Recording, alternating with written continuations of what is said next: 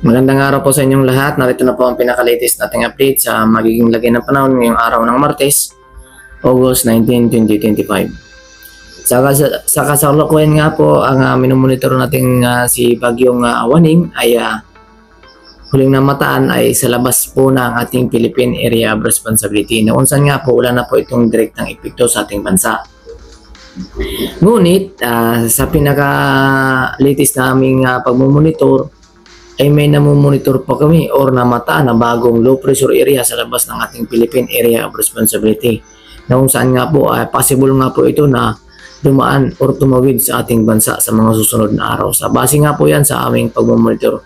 At base rin sa pag-asa na may papasok na ngayong mga susunod na araw na bago low pressure area. Na kung saan nga po, ito, possible lang nga po itong namumonitor natin ngayong araw ay siya nang papasok ngayon na possible tumawid, at sa pagtawid nitong namumonitor natin may panibago ulit dahil dalawa po yan, base po yan sa track ng pag-asa na kung saan dalawa po ang mga susunod na araw na ating monitor na low pressure area sa kanluran at silangang bagay ulit ng ating bansa. So kung iisipin natin, halos parehas lang po sila nung si Bagyong Waning, yung ating minomonitor, yung sa dating track natin. And then yung kasama niya na nasa labas na hindi na naman natin pinangalanan, ngunit naging bagyo rin siya. So halos pares lang din po siya. Kung ating isusuma or ano natin yung image tracking natin, parehas lang po siya. Na kung saan tatawid ito yung una, tatawid po na to para simula dito sa Luzon or sa Hilagang Luzon o dito sa may kababayan natin sa mga Batanes area sa aming pagmumonitor. Kaya po ating paghandaan, possible pong maging malakas na bagyo rin po yan. O kung hindi man siya maging malakas na bagyo, ay asahan po na makakagdudulot ito ng malakas na mga pag-ulan. Nadulot din ang possible na pagbaha at pagguho ng lupa sa ating mga kababayan, lalo na doon sa mga mababang lugar na ano, sa mga bahain na lugar ay lubang nakaka-apekto po sa ating mga kababayan. Kaya po maging alerto na dahil sa mayroon po tayong minomonitor na bagong low pressure area sa labas ng ating Philippine Area of Responsibility. Samantala, sa para naman po sa magiging lagay ng panahon dito sa Luzon, ay sa ngayong araw dahil sa malayo pa naman po ating minomonitor na low pressure area, ay asahan po natin magiging maliwalas ang panahon dito sa atin sa Luzon, lalo na dito sa area ng Ilocos Region, Bicol Region, Central Luzon, may Maropa, Lincoln Valley, Cordillera Administrative Region. Na kung saan nga po ngayong umaga asahan pa rin natin ang maliwalas na panahon, ngunit pagsapit ng hapon at gabi asahan pa rin po ang mga localized thunderstorm or mga pulo-pulo, mga mahinit ulan or mga kalat-kalat na pag-ulan, lalo na pagsapit ng hapon at gabi. Samantala, para naman po sa magiging lagay ng panahon dito sa Visayas, sa mga kababayan natin dyan sa mga taga Visayas, ay asahan pa rin po, lalo na dito sa silangang bagay ng bansa o sa Visayas, ang maulang panahon. Lalo na dito sa parte ng Northern Samar, Eastern Samar, Biliran, Leyte, Southern Leyte. Asahan po yan ang maulap na papawirin at mga kalat-kalat na pag-ulan. Nadulot nga po ng thunderstorm. At epekto nga po ng hangin na nanggagaling dito sa timog ng Mindanao na nagdadala ng thunderstorm na siya nakaka-apekto at epekto na rin po ng papasok na low pressure area dahil yung mga cloud niyan pag hinangin pupunta po sa kalupaan na siyang magdudulot po ng mga pag-ulan. Kaya po possible na yan ang mga weather system na makaka-apekto sa ating bansa sa kasalukuyan.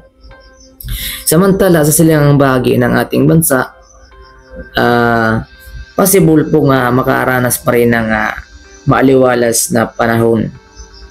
Dulot nga po yan ng wala pa naman tayong na-monitor dyan na mga cloud cluster or mga kumpul ng mga kaulapan, at yung hanging habagat naman ay tuluyan ng lumayo sa ating bansa na siyang nakaka-apekto sa mga nakaraan nating update na siyang nakaka-apekto dito sa kanlurang Visayas naman dati. So ngayon, magiging maaliwalas na po ang panahon dito sa kanlurang bahagi ng Visayas, lalo na sa area ng Negros, Western Visayas. Yan, asahan po natin yan magiging improve weather, magiging lagay ng panahon. At subalit, Pagsapit nga po ng hapon at gabi, ay may mga inaasahan pa rin po tayo mga thunderstorm. Sa halos buong bansa po yan, pagsapit ng hapon at gabi. Dahil po, tumataas yung mga tsansa ng mga thunderstorm pagsapit ng hapon at gabi. Ngunit pag-aasapit po ng umaga, maliwalas na panahon ng ating inaasahan. Para naman po sa magiging lagay ng panahon dito sa Mindanao, halos po sa buong Mindanao, asahan po ang maulang panahon or maulap hanggang sa maulap na papurin at mga kalat-kalat na pag-ulan, lalo na pagsapit ng umaga.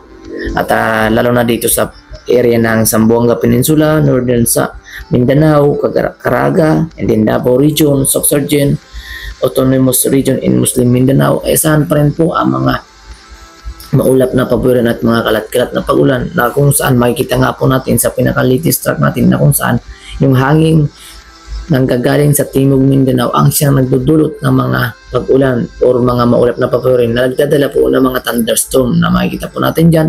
May mga thunderstorm, yan po ang nakakapekto sa atin dito sa area ng Mindanao. Kaya po maging alerto po sa mga biglaang busang pag-ulan. Kaya kung kayo ay lalabas ng inyong tanan, ugaliin pa rin magdala ng payong o panangga sa biglaang busang pag-ulan o mainit na panahon. Para naman po sa magiging lagay ng panahon sa mga kababayan natin dito sa Palawan area, asahan po natin magiging improve weather ang panahon. Ngunit may mga tsansa pa rin ng mga thunderstorm na kung saan nga po makikita natin sa pinaka-latest track events natin na malakas pa rin ang mga thunderstorm dito. So ano po yan, parang mga weather system, hangin habagat na mahina, din pag-impact ng hangin na nanggagaling dito sa ating silangang bahagi ng bansa ay nagkakaroon po ng pagkumpul ng kaulapan na siyang nagdudulot ng mga cloud cluster na siyang nagpapaulan lalo na dito sa hapon at gabi. Kaya po maging alerto lang po tayo sa magiging lagay ng ating panahon. Para naman po sa magiging lagay ng ating karagatan, asahan po na magiging banayad ang pag-alon or magiging maganda ang ating pag-alon sa karagatan dahil wala po tayong namomonitor na malakas na epekto sa karagatan or mga malalakas na hangin habagat o wala po tayong ganyan. So malayo pa naman po yung ating minomonitor na low pressure area para maka-apekto sa karagatan ng ating bansa. Kaya sa kasalukuyan wala tayong nakataas na gilwaring sa kahit anong baybay ng ating bansa. Kaya po yung mga kababayan nating mangisda, malaya po silang makapaglalayag sa kahit anong baybay ng ating karagatan. At yan nga po ang pinaka-latest update natin sa magiging lagay ng ating panahon ngayong araw ng Martes. At para sa mga latest update po natin at para maging updated po kayo sa aming mga update sa ulat panahon, so paki-like and subscribe po para ma-notify po kayo sa mga bago nating update at para sa maging update natin sa LPA at para ma-notify po kayo sa update nga po itong bago nating namomonitor na LPA sa labas ng ating Philippine Area of Responsibility. At huwag kalimutang i-share din po para marami po tayong abisuan mga kababayan, lalo na sa mga bahay na lugar na siyang nagdudulot ng mapagbaba, na siyang kailangan ng mga impormasyon na kapupulot ng mga aral at impormasyon na makakatulong sa kanila. Maraming salamat sa inyong lahat and God bless us all. Bye for now guys. Thank you.